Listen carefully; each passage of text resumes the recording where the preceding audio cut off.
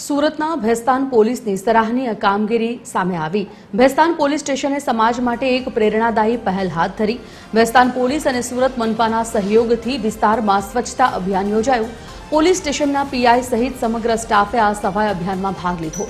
Police કર્મચારીઓએ ભેસ્તાન વિસ્તારને પોતાનું ઘર સમજીને રસ્તાઓ સાફ કર્યા। પોલીસે વિવિધ ગલીઓ અને જાહેર સ્થળોની સ્વચ્છતા માટે સ્વયં શ્રમદાન કર્યું।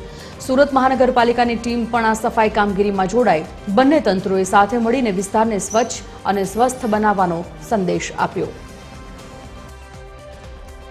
આજરોજ ભેસ્તાન પોલીસ વિસ્તારના સંજયનગર સોસાયટીમાં કોર્પોરેશન સાથે રહીને જે સાફ સફાઈની ઝુંબેશ ચાલી રહી છે, જે પૂરના લીધે એની સમીક્ષા કરવામાં આવી।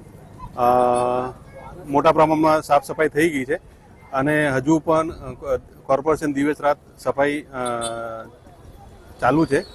ઉપરાંત આ એક લર્નિંગ લેસન લઈને આમાં ભવિષ્યમાં આવો બનાવ બને તો શું કરી શકાય તે બાબતે લોકલ આગેવાનોના અભિપ્રાય લીધા।